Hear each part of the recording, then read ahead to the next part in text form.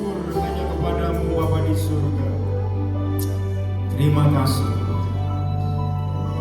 Kiranya pujian ini Tuhan mewakili hati kami yang paling dalam, bahwa Yesus satu-satunya Tuhan dan Juru Selamat di dalam kehidupan kami. Sekali Yesus, tetap Yesus. Terima kasih untuk hari ini ya Tuhan. Kami percaya bahwa hari ini ada, dan kami masih ada sampai hari ini. Itu oleh karena anugerah yang telah Tuhan kerjakan melalui Yesus Kristus. Oleh sebab itu sempurnakanlah Tuhan ibadah kami, dengan kami akan membaca merenungkan kebenaran firman-Mu. Sebab ketika kami membaca, merenungkan, dan kami melakukan kebenaran firman-Mu, kami akan disebut sebagai orang-orang yang berbahagia.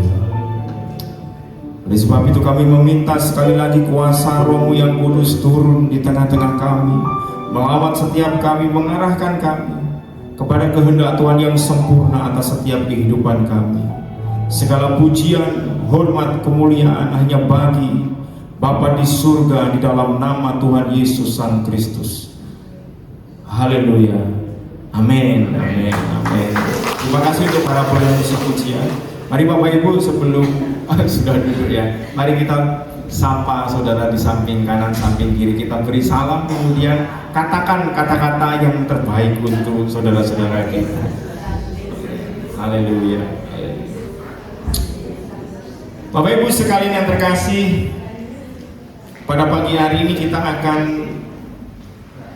belajar satu tema kebenaran firman Tuhan dengan judul Tetaplah Berdoa. Bicara tentang jejak doa dan kuasa Roh Kudus. Saya mengucapkan terima kasih terlebih dahulu kepada Bapak Gembala yang setiap minggu setia mengirim warta jemaat ya dalam bentuk PDF. Jadi saya terus membaca, dan itu juga sangat menolong untuk menuntun kehidupan kerohanian kami, sehingga saya kemudian ikut ya mengikuti, merenung, mengikuti, menghidupi begitu Bapak Ibu sekalian ya. Karena bagi saya GBI Rema secara jujur, kemudian Bapak Ibu Gembala itu menjadi semacam orang tua rohani yang menuntun kami, sehingga apa yang menjadi pokok perenungan pembahasan di tempat ini itu juga saya mengikutinya, supaya itu juga menuntun langkah kehidupan kami Bapak Ibu sekalian ya.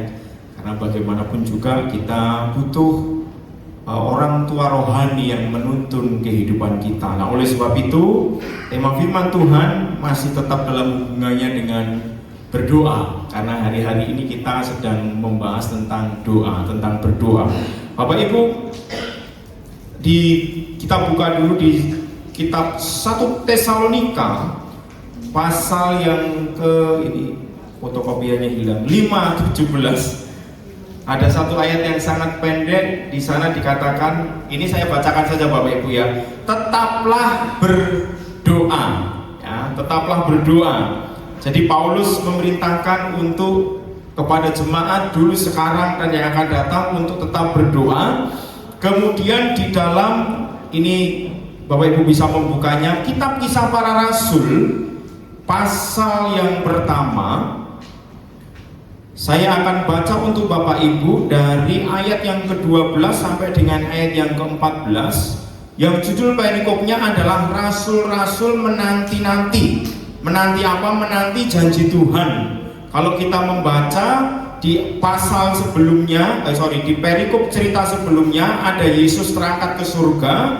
Sebelum Yesus terangkat ke surga, dia menjanjikan janji Bapa, yaitu tentang turunnya Roh Kudus, dan kemudian para rasul kemudian menanti-nantikan, yang tercatat menanti-nantikan janji itu yang tercatat di dalam Kisah Para Rasul pasal yang pertama ayat 12 sampai 14. Demikianlah firman Tuhan. Maka kembalilah, saya bacakan Bapak Ibu bisa menyimaknya. Maka kembalilah rasul-rasul itu ke Yerusalem dari bukit yang disebut Bukit Zaitun, yang hanya seperjalanan Sabat jauhnya dari Yerusalem. Setelah mereka tiba di kota, naiklah mereka ke ruang atas, tempat mereka menumpang. Mereka itu ialah Petrus dan Yohanes, Yakobus dan Andreas, Filipus dan Thomas, Bartolomeus dan Matius, Yakobus bin Alfeus, dan Simon orang Selot,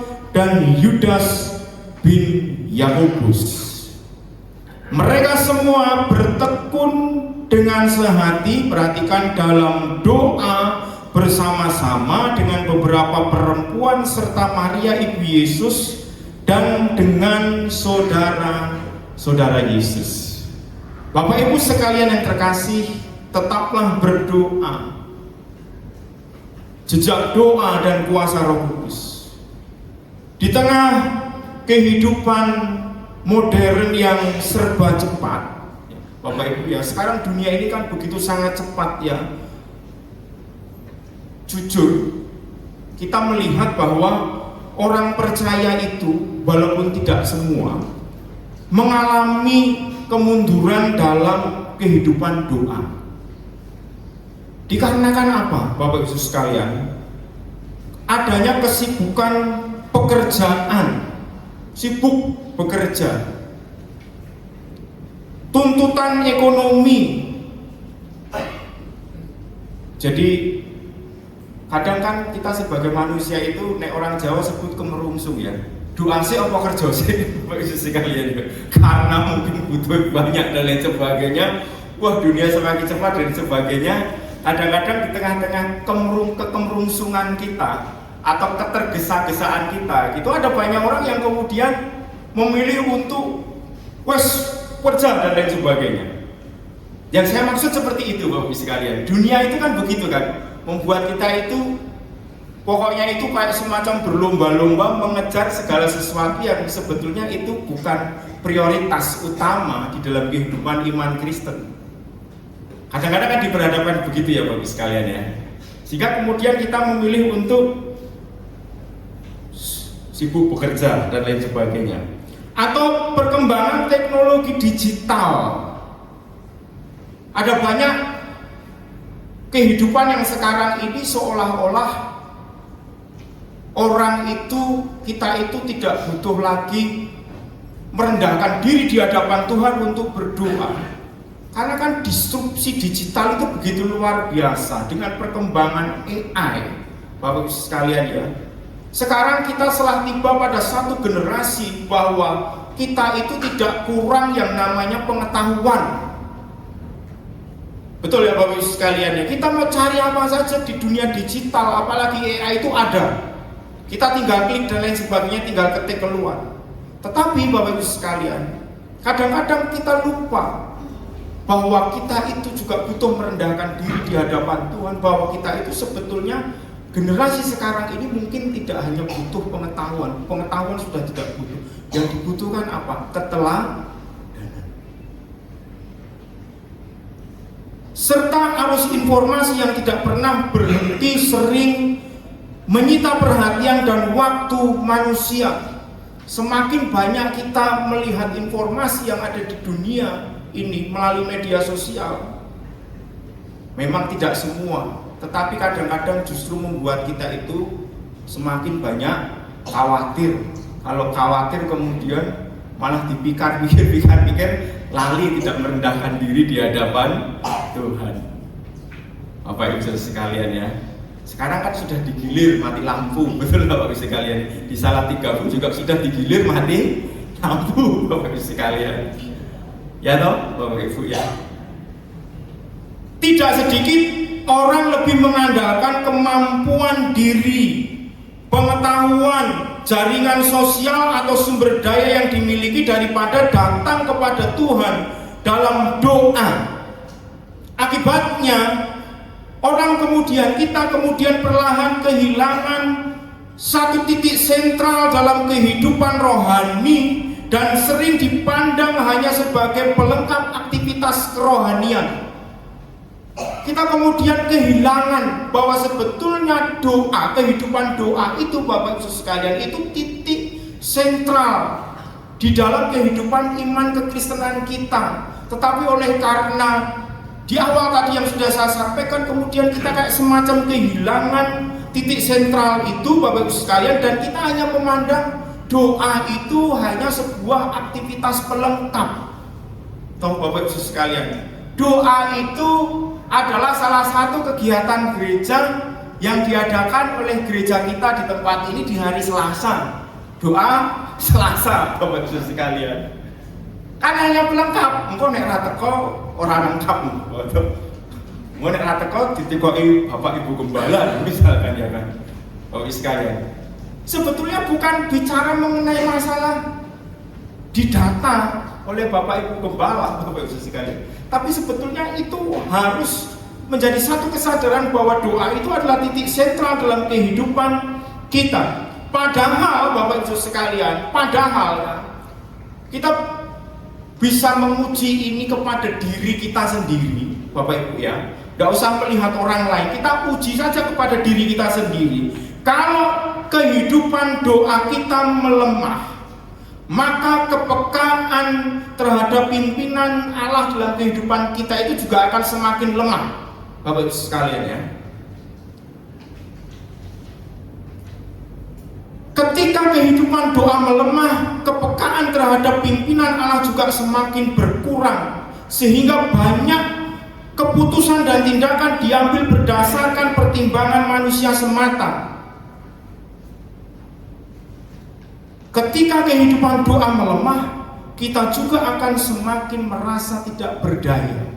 Bapak Ibu Saudara sekalian, uji kepada diri kita sendiri. Orang itu kalau dia itu semakin kemerungsung hidupnya, semakin gak karu-karuan pikirannya, semakin khawatir atau semakin bebannya berat dalam kehidupannya, kita bisa pastikan salah satunya mungkin adalah karena kehidupan doanya sudah semakin lemah. Jadi dia tidak punya satu pijakan kokoh. Doa itu kan semacam pijakan kokoh dalam kehidupan kita. Nek kita semakin lemah, Bapak Ibu sekalian, nanti kemerungsung, nanti pikirannya tidak karu-karuan dan lain sebagainya. Kan faktanya demikian toh. Betul lah Bapak Ibu sekalian ya. Tetapi justru di tengah-tengah segala situasi yang sudah semakin berubah, kita punya satu kehidupan doa Bapak Ibu sekalian. Maka kita bisa semakin tenang dalam kehidupan kita. Kita bisa punya satu keyakinan dalam kehidupan ini bahwa hidup itu tidak hanya bergantung pada diri kita, kemampuan kita, segala sumber daya materi yang ada dalam kehidupan kita, tetapi ada Tuhan yang bisa bekerja melampaui daripada segala sesuatu yang bisa kita kerjakan. Perhatikan Bapak Ibu sekalian, kalau kita kembali kepada kitab Kisah Para Rasul, Bapak Ibu sekalian, kitab Kisah Para Rasul ini adalah satu kitab. Semua kitab penting, tetapi saya mau memberitahu kepada Bapak Ibu sekalian ya kan, kenapa kitab Kisah Para Rasul itu berada pada satu posisi sebelum surat-surat Bapak Ibu sekalian. Karena sebetulnya di kitab Kisah Para Rasul ini kita akan menemukan sedikit banyak latar belakang persoalan yang terjadi, dan surat-surat yang ditulis oleh khususnya Rasul Paulus itu ada di sana. Dan kitab Kisah Para Rasul ini sebetulnya adalah satu catatan, betul-betul satu catatan yang diwahyukan Tuhan kepada Lukas untuk melihat bagaimana sebenarnya kehidupan kekristenan awal-awal itu dijalani. Di tengah-tengah ketika kemudian Yesus sudah naik ke surga, maka menjadi sesuatu yang sangat penting Bapak Ibu sekalian. Kitab Kisah Para Rasul itu memperlihatkan fakta bahwa pertumbuhan gereja mula-mula pada waktu itu bukan terutama ditentukan oleh kemampuan manusia. Itu yang harus dicatat. Bukan ditentukan oleh strategi organisasi atau kekuatan politik. Mereka tidak wah, mumpung ada program MBG, ikut program MBG mungkin dan sekarang di zaman. Enggak loh Bapak Ibu sekalian ya. Melainkan perhatikan oleh karya Roh Kudus yang bekerja melalui kehidupan doa umat percaya. Bapak Ibu sekalian terkasih. Maka bukan kalau didasarkan kepada kemampuan manusia mereka Bapak Ibu sekalian ya. Wah, Petrus, Yakobus, Yohanes itu loh Bapak Ibu sekalian, wes tidak masuk hitungan Bapak Ibu sekalian ya.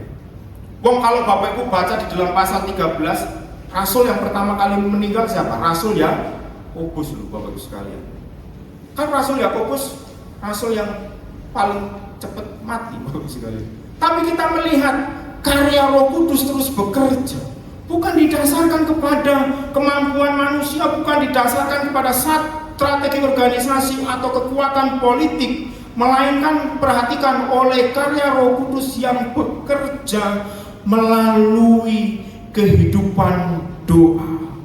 Maka Bapak Ibu sekalian, sejak hari Pentakosta hingga perluasan Injil ke berbagai bangsa, doa selalu menjadi bagian yang tidak terpisahkan dari tindakan Allah.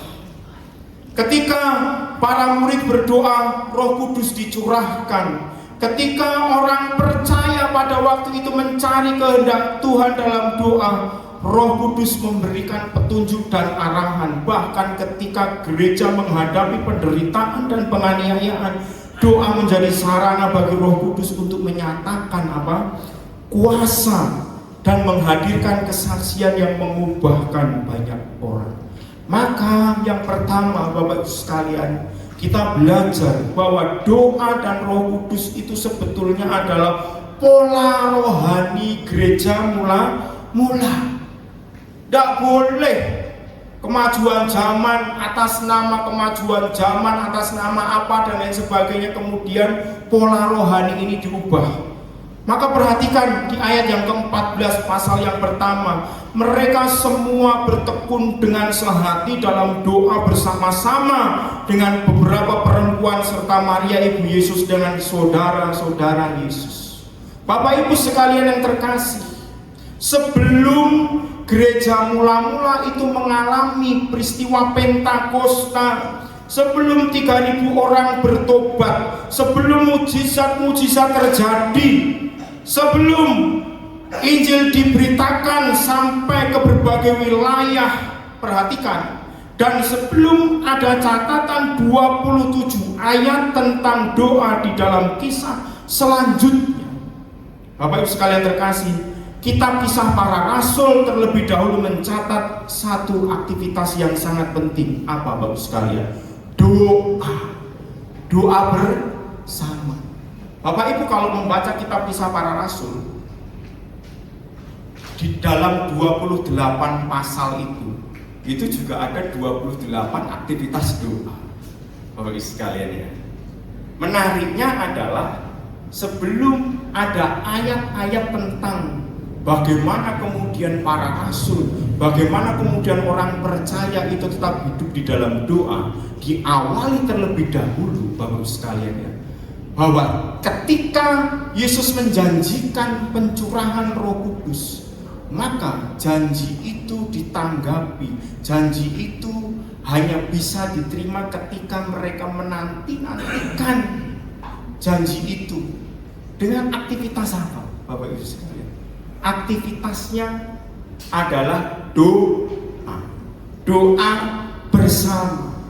Kitab Kisah Para Rasul menyatakan mereka semua bertekun dengan sehati dalam doa bersama-sama.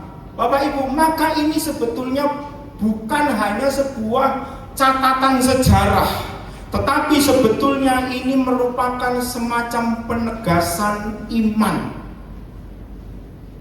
di dalam sejarah, penegasan iman di dalam sejarah, bahwa lahirnya gereja dimulai dari yang namanya kehidupan doa.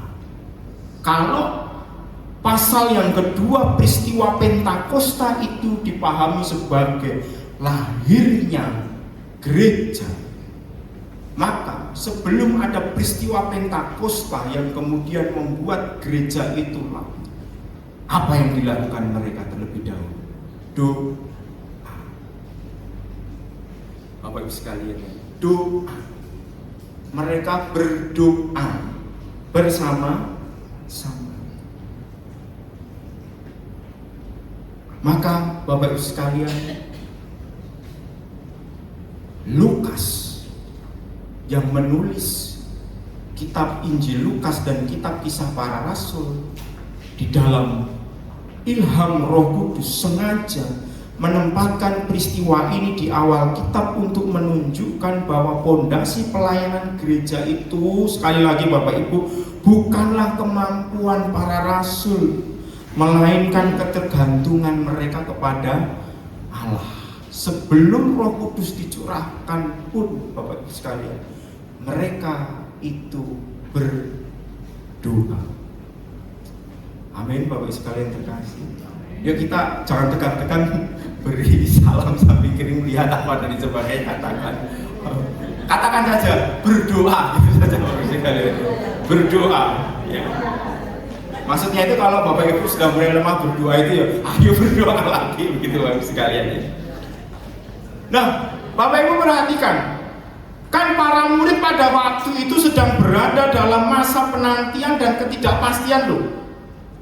Mereka kan sudah sebelum, kan kalau di dalam tradisi itu Bapak Ibu sekalian, para rasul itu sebetulnya sangat, kehidupannya itu sangat bergantung kepada Yesus.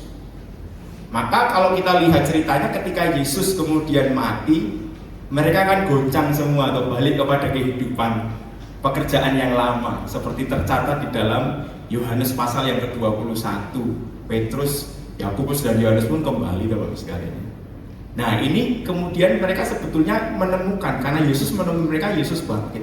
Tetapi kemudian di dalam cerita itu Yesus naik ke surga. Sebelum naik ke surga, Yesus berjanji.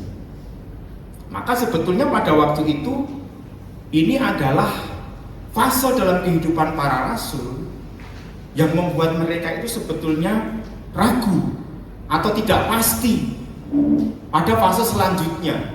Kalau fase pertama kan Yesus mati, tetapi ternyata Yesus bangkit. Fase yang berikutnya adalah ketidakpastian, itu adalah Yesus naik ke surga dan memberikan sebuah janji.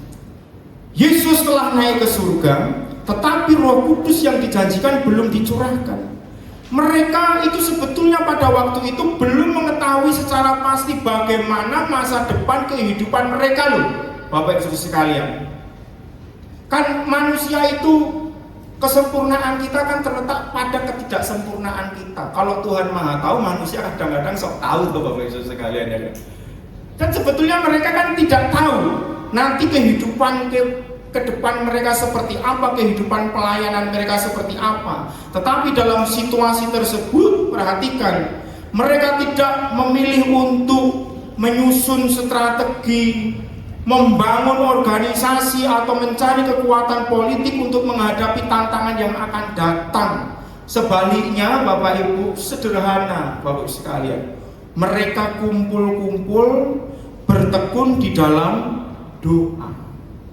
Perhatikan, di sini kita bisa melihat para rasul itu kemudian memiliki satu pemahaman bahwa tanpa kuasa Allah mereka tidak akan mampu melaksanakan tugas besar untuk menjadi saksi Allah. Tetapi kuasa Allah itu hanya bisa dicurahkan, hanya bisa tergenapi, janji itu hanya bisa tergenapi ketika mereka kemudian apa? Merendahkan diri untuk berdoa. Bapak Ibu sekalian, maka perhatikan di sini jejak doa yang sangat penting. Tidak mungkin ada catatan-catatan sesudahnya tentang 27 kegiatan mereka berdoa kalau tidak dimulai dari mereka pada awalnya berdoa terlebih dahulu. Bapak Ibu sekalian terkasih, bertekun dengan sehati menunjukkan bahwa doa bukan hanya dilakukan secara pribadi, tetapi juga menjadi praktik sebuah komunitas yang mempersatukan umat Allah. Para rasul para perempuan, Maria ibu Yesus dan saudara-saudara Yesus berkumpul dalam satu tujuan dan satu pengharapan. Maka perhatikan di sini Bapak Ibu sekalian, doa itu menjadi ruang di mana perbedaan latar belakang, pengalaman dan status sosial dilebur dalam kesatuan hati untuk menantikan karya Allah. Ini yang kemudian membedakan dengan tradisi Yahudi yang tidak bisa dengan mudah orang berdoa. Tetapi kemudian mereka Bapak Ibu sekalian, ya, baik laki-laki maupun perempuan, bukan dari kelompok imam dan lain sebagainya, tetapi bisa berkumpul bersama-sama. Latar belakang, perbedaan latar belakang, pengalaman, status sosial dilebur dalam satu kesatuan hati untuk apa? Menantikan karya Allah. Dengan kata lain, sebelum Roh Kudus dicurahkan, Roh Allah terlebih dahulu membentuk kesatuan di antara mereka melalui apa? Doa. Bapak Ibu sekalian terkasih, doa. Betul kok Bapak Ibu Saudara sekalian ya, ketika kita berkumpul bersama-sama di dalam doa Selasa itu kan, tidak peduli latar belakang kita, tidak peduli pikiran kita seperti apa dan lain sebagainya, tetapi kita bersama-sama merendahkan diri di hadapan Tuhan. Maka Bapak Ibu perhatikan di sini, kisah ini mengajarkan kepada kita bahwa yang namanya kebangunan rohani di dalam diri yang sejati itu selalu diawali dengan yang namanya doa. Pentakosta dalam Kisah Rasul pasal 2 bukanlah peristiwa yang muncul secara tiba-tiba, melainkan jawaban Allah atas siapa? Orang-orang yang dengan sehati mereka kemudian berdoa. Oleh sebab itu Bapak Ibu Saudara sekalian terkasih, kita di sini diingatkan bahwa jika gereja, jika kita merindukan kebaharuan rohani dalam kehidupan kita, pertumbuhan pelayanan dan kuasa Roh Kudus yang nyata dalam kehidupan kita, maka Bapak Ibu sekalian, kita harus tetap berdoa. Bapak Ibu sekalian terkasih, coba kita renungkan. Saya membuat sebuah perenungan. Perhatikan di sini bahwa diri kita itu hari ini adalah akibat doa-doa kita di waktu yang lalu. Betul ya Bapak Ibu sekalian ya? Diri kita hari ini itu adalah akibat doa-doa kita di waktu yang lalu. Dan diri kita di masa mendatang itu adalah akibat dari doa-doa kita yang sekarang kita doakan. Seringkali kita itu diperhadapkan dengan satu intimidasi oleh setan dalam kehidupan kita. Wis pirang tahun kowe berdoa, kok hidupmu hanya ngene tok.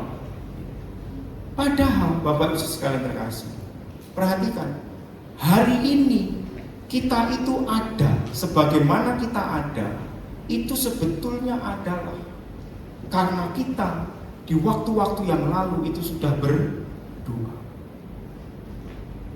Loh Bapak Ibu sekalian, kalau kita menengok ke belakang, misalkan saya menengok ke belakang Bapak Ibu sekalian, hari ini ya, itu karena memang dulu kita pernah berdoa.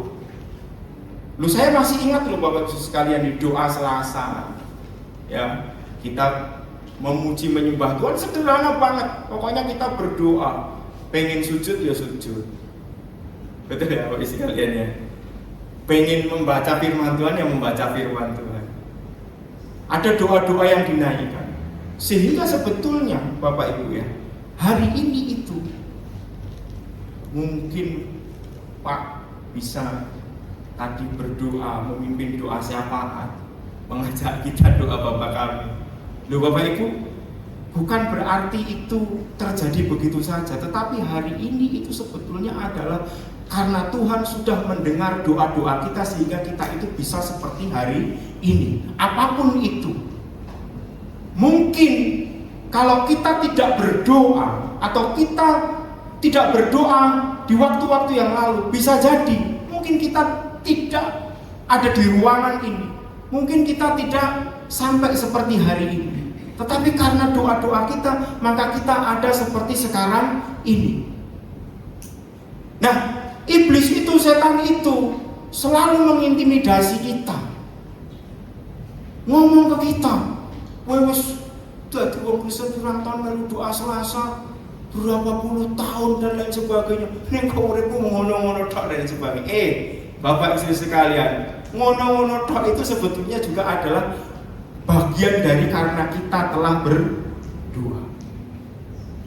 Bapak Ibu sekalian, hari ini mungkin kalau kita dulu tidak berdoa, kita tidak bisa seperti sekarang ini. Mungkin kita tidak duduk bersama. Betul Bu Dini ya Bu ya?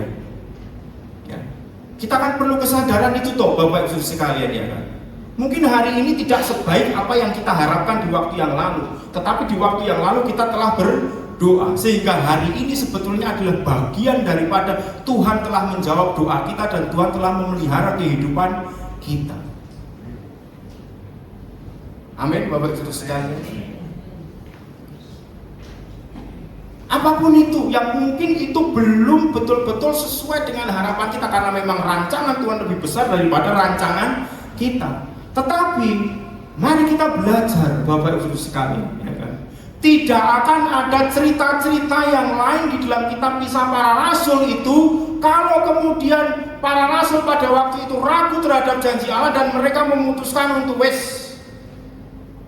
seperti pada fase yang pertama mereka, aku kembali kepada kehidupanku, aku kembali kepada pekerjaan.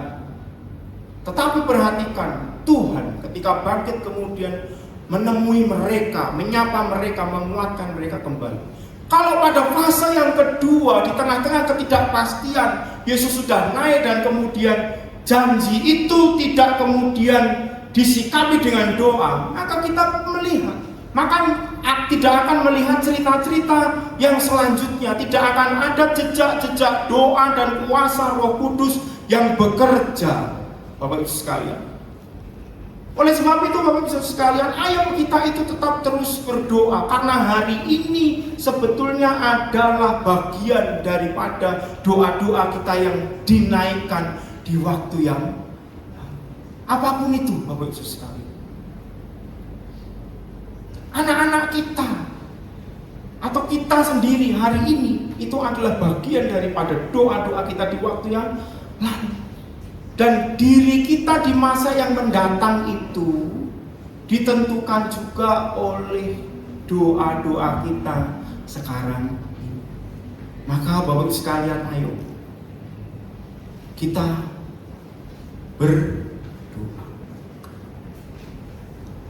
Kita memiliki kehidupan doa. Sederhana, ada doa-doa yang bersifat pribadi, tetapi juga ada doa-doa yang bersifat komunal. Kalau kita tidak bisa berdoa secara pribadi, ikutlah di dalam kegiatan doa. Wes rasa aneh-aneh, rasa sing-sing dan lain sebagainya, pokoknya datang. Aku pengen berdoa, aku pengen berharap kepada Tuhan, aku pengen berdoa untuk diriku, aku juga pengen berdoa untuk orang. Dan kita yakin dan percaya bahwa tidak pernah ada doa yang sia-sia di hadapan Tuhan. Dan seharusnya itu menjadi pola rohani dalam kehidupan kita. Bapak Ibu sekalian terkasih ya. Jangan sampai titik sentral ini digantikan oleh apapun. Kita perlu punya satu prinsip dalam kehidupan. Sebelum aku berdoa, kita tidak boleh melakukan apapun, harus berdoa. Kan ada ini toh Bapak Ibu ya, pernah mendengar sebuah pepatah Kristen, doa adalah nafas hidup orang Kristen. Itu kan sebetulnya yang mencetuskan seorang yang bernama Martin Luther. Di dalam catatan sejarah itu, Martin Luther ini Bapak Ibu sekalian, doanya itu sehari 8 jam menurut catatan sejarah. Berarti oke berdoanya Bapak Ibu sekalian ya. 24 jam dikurangi 8 Bapak Ibu sekalian ya. Tetapi ya itu sebenarnya memberikan gambaran bahwa sebelum melakukan yang lain harus doa terlebih dahulu. Maka kita akan melihat Tuhan menuntun kehidupan kita. Maka kita akan melihat sebelum situasinya berubah, yang paling mendasar terjadi ketika kita berdoa itu apa? Kondisi hati kita berubah. Itu yang sangat penting terlebih dahulu. Karena kalau kondisi hatinya tidak berubah, kemerungsung, segala sesuatu jadi kemerungsung, kabeh salah Bapak Ibu sekalian ya, malah yang ini dan sebagainya. Tetapi ketika kita sederhana Bang, mulai dengan doa terlebih dahulu, maka Bapak Ibu sekalian, kita akan bisa menjalani dengan baik. Yang kedua, yang perlu kita renungkan Bapak Ibu sekalian, doa dan Roh Kudus memberikan tuntunan hidup. Di dalam Kisah Rasul pasal 10 ayat 1 sampai 20 Bapak Ibu, di sana itu saya baca ada satu cerita yang menarik. Jadi di dalam perikopnya itu berjudul Petrus dan Kornelius. Kita tidak usah baca semua, tapi saya akan membaca yang kita butuhkan. Nanti Bapak Ibu bisa membaca. Perhatikan, doa dan Roh Kudus memberikan tuntunan hidup. Di Kaisarea ada seorang yang bernama Kornelius, seorang perwira pasukan yang disebut pasukan Italia. Ia saleh, ia serta seisi rumahnya takut akan Allah, dan ia memberi banyak sedekah kepada umat Yahudi dan senantiasa berdoa kepada Allah. Jadi dia perwira Italia yang kemudian dicatat saleh. Akhirnya dia berdoa dan kemudian dia dapat satu penglihatan. Bapak Ibu sekalian ya, dalam suatu penglihatan kira-kira jam 3 petang, jelas nampak kepadanya seorang malaikat Allah masuk ke rumahnya dan berkata kepadanya, Kornelius. Ia menatap malaikat itu dengan takut.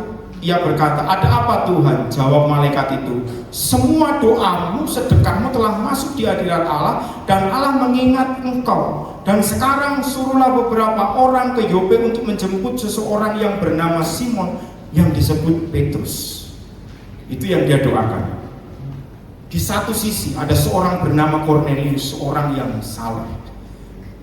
Ayat yang ke-9, keesokan harinya ketika orang itu berada dalam perjalanan dan sudah dekat kota Yope, kira-kira pukul 12 tengah hari, naiklah Petrus ke atas rumah untuk berdoa. Ia merasa lapar, ingin makan dan lain sebagainya, akhirnya dapat sebuah penglihatan Bapak Ibu ya. Kain dibentangkan, kemudian ada binatang-binatang yang oleh orang Yahudi disebut najis. Maka kemudian diminta untuk memakannya. Intinya sebetulnya di dalam catatan kitab Kisah Para Rasul untuk merubah paradigma Petrus bahwa Injil itu harus diberitakan di luar orang Yahudi. Bapak Ibu sekalian terkasih, dalam Kisah Para Rasul, kehidupan doa Kornelius menjadi titik awal penting dalam karya penyelamatan Allah yang melampaui batas-batas etnis dan agama.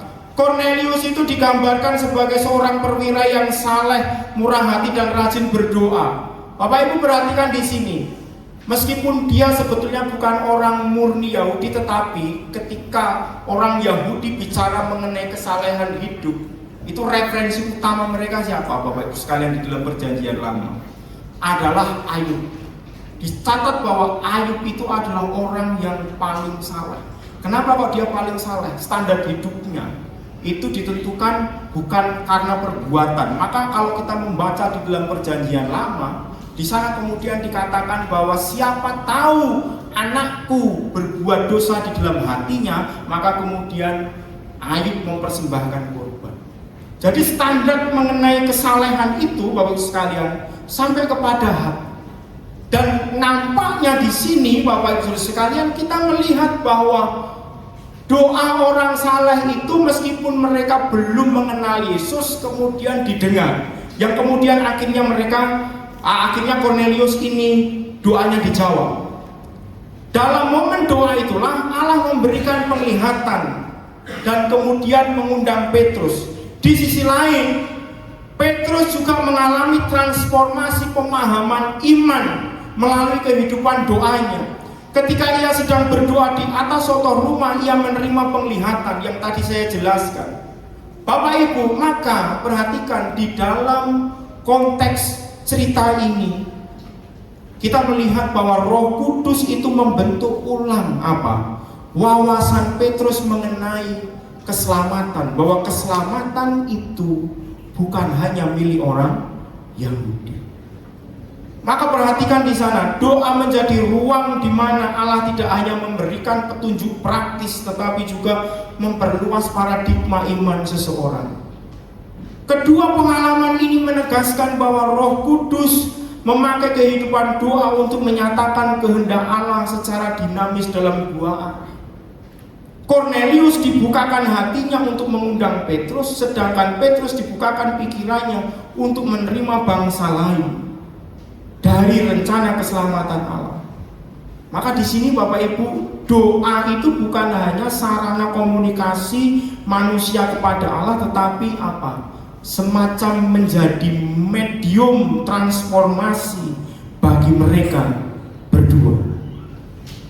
Dalam doa, Roh Kudus bekerja secara aktif untuk menyatukan kehendak Allah dengan kesiapan hati untuk umatnya, sehingga rencana keselamatannya dapat digenapi secara sempurna. Karena itu doa tidak dapat dipisahkan dari kepekaan rohani seseorang. Bapak Ibu sekalian terkasih, di sini kita melihat bahwa doa dan Roh Kudus itu memberikan tuntunan hidup. Ketika orang saleh bernama Kornelius berdoa, maka Tuhan mendengar doanya. Di satu sisi ketika Paulus berdoa, maka pemahamannya dia juga kemudian diperbaharui, sehingga kemudian bukan hanya pemahamannya, dia mendapat tuntunan di dalam kehidupannya. Bapak Ibu sekalian yang terkasih, di sini kita belajar bahwa doa itu, kenapa kok kita penting berdoa, Bapak Ibu sekalian? Doa itu menuntun langkah-langkah kehidupan kita.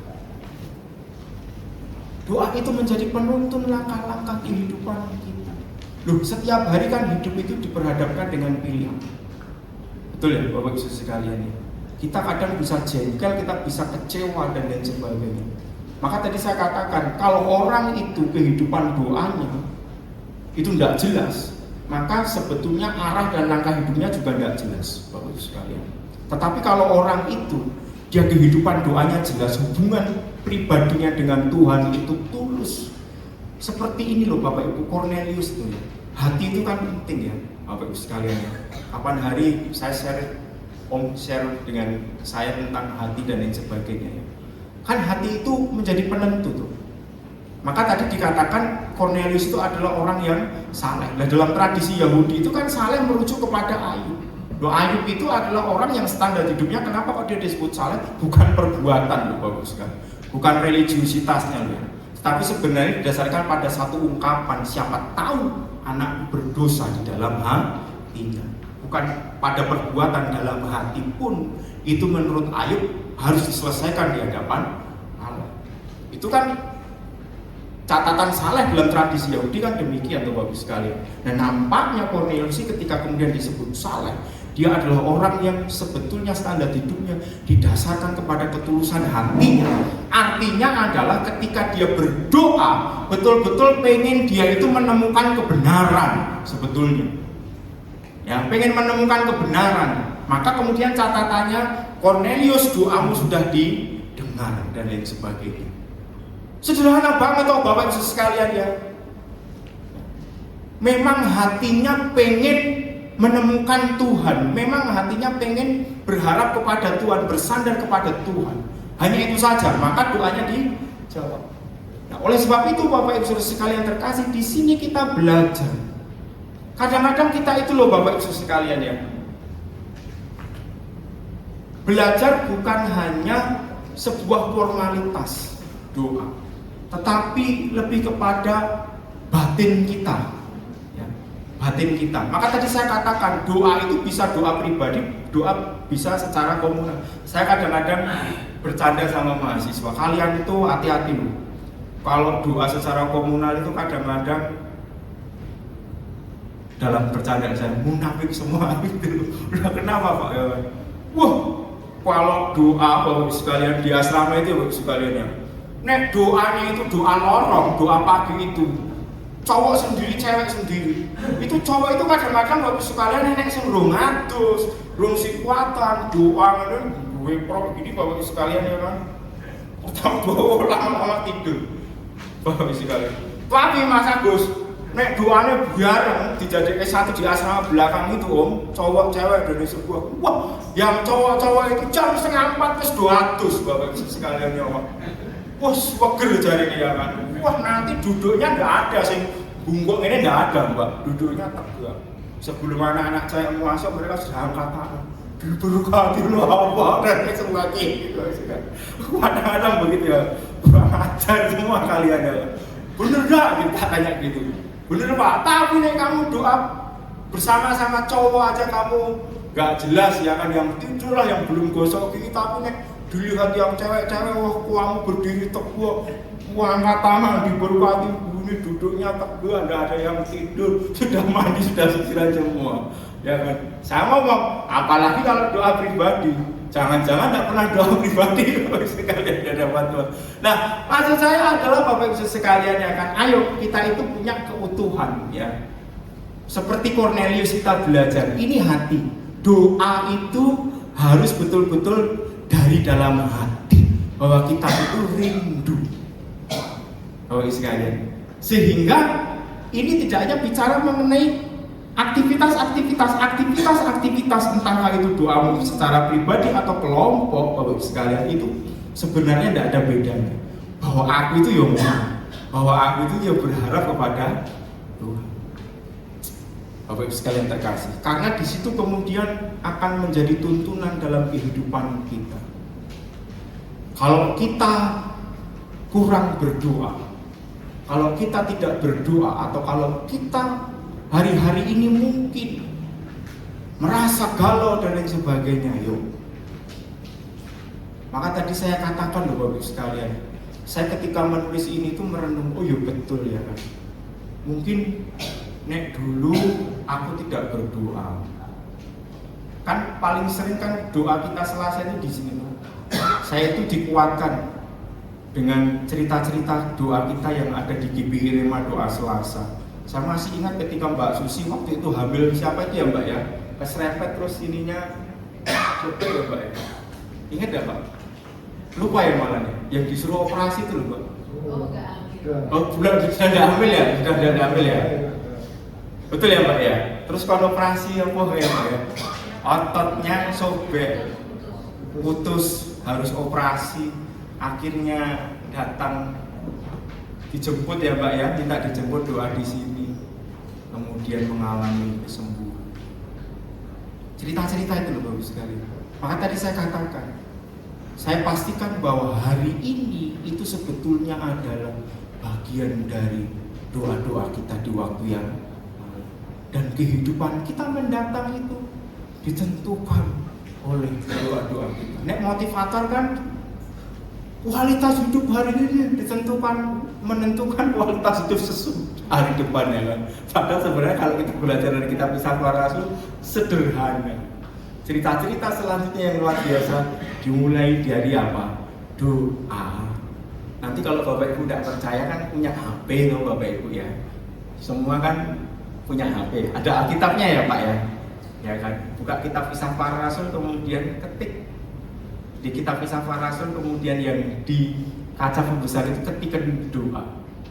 Nanti di sana akan keluar jebret doa.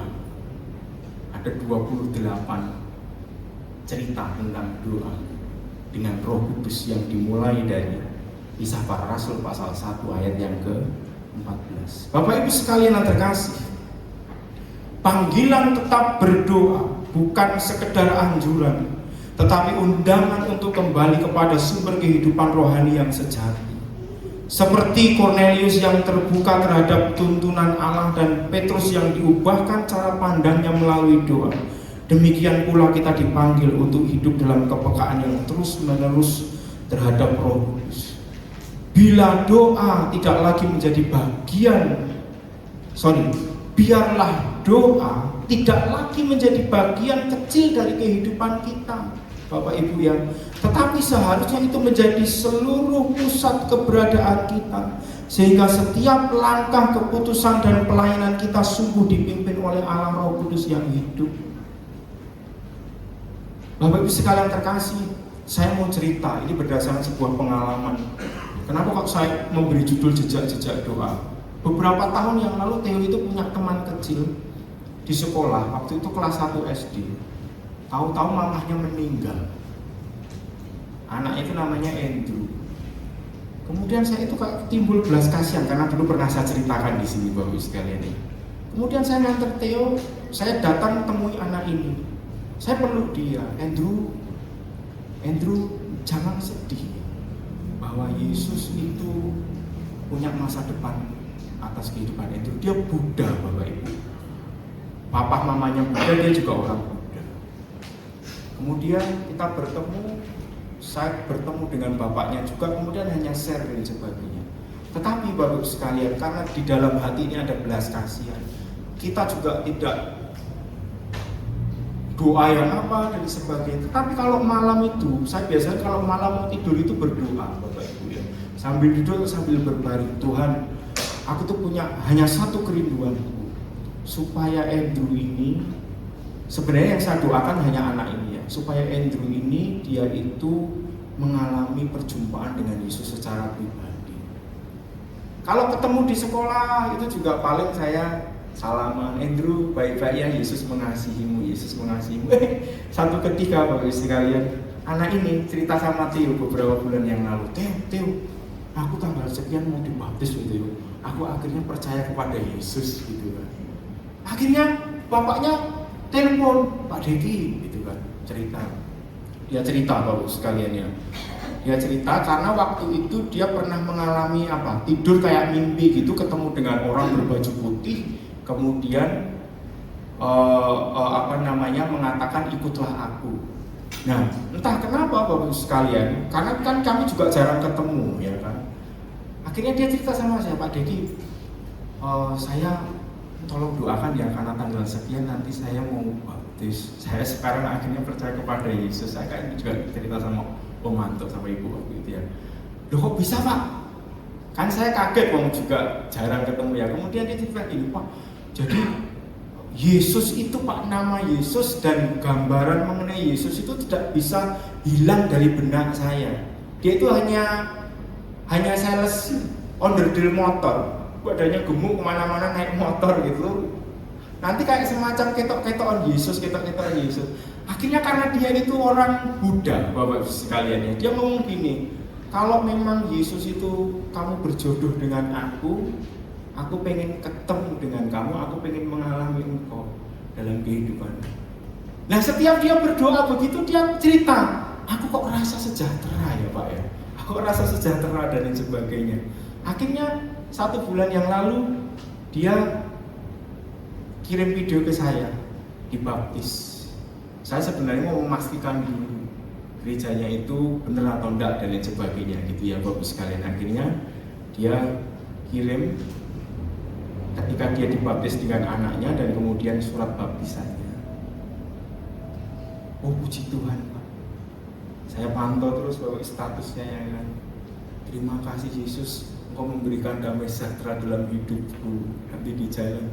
Terima kasih Yesus karena Engkau menyertai perjalananku keliling hari ini. Bapak Ibu saudara sekalian yang terkasih, di sini kita belajar kalau sampai sesuatu yang sangat utama yang menjadi kasih karunia Allah yang diberikan Tuhan kepada kita itu kita kesampingkan, kita gantikan dengan yang lain, Bapak Ibu sekalian, maka rugi dalam kehidupan kita.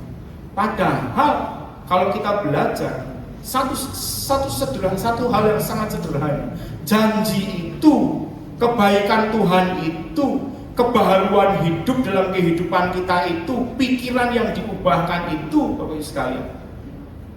Kitab Kisah Para Rasul mencatat melalui aktivitas apa? Doa. Kalau sampai kita tidak punya doa kita secara pribadi atau kita megah males datang doa, dalam aktivitas yang sudah dibuat oleh gereja rugi, karena justru di situ kita bisa bersama-sama belajar berharap kepada Tuhan, datang kepada Tuhan, merendahkan diri di hadapan Tuhan, sehingga kita akan melihat pertolongan Tuhan, kebaikan Tuhan. Karena itu Bapak sekalian, mari kita menjadikan hidup sebagai doa, menjadi napas hidup agar kita senantiasa dipimpin dan dikuatkan oleh Roh Allah.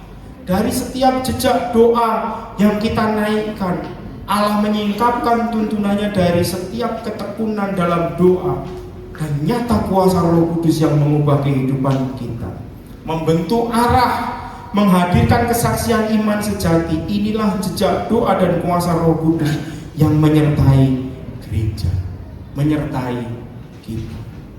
Saya tutup dengan kata-kata yang saya buat, Bapak Ibu yang coba saya lihat dan lain sebagainya, saya renungkan dalam bahasa Jawa. Ndonga kuwi kaya gaman tanpa wujud, padang tanpa geni, anyes tanpa iline. Bapak Ibu sekalian terkasih, yuk berdoa, tetaplah berdoa, tetaplah berdoa. Jangan mulai segala sesuatu terlebih dahulu tanpa doa. Bapak Ibu sekalian, kamu bisa bekerja keras, kamu bisa melakukan ini, itu, dan lain sebagainya. Tetapi kalau Tuhan tidak berkenan, gampang sekali Tuhan menutup jalan. Tetapi kalau kita mulai di dalam doa, dan Tuhan berkenan kepada doa kita, meskipun ada banyak tantangan, meskipun ada banyak hal dan lain sebagainya, kita akan melihat segala kebaikan dan kemurahan Tuhan. Maka Bapak Ibu sekalian, ayo berdoa, terus berdoa, tetap berdoa.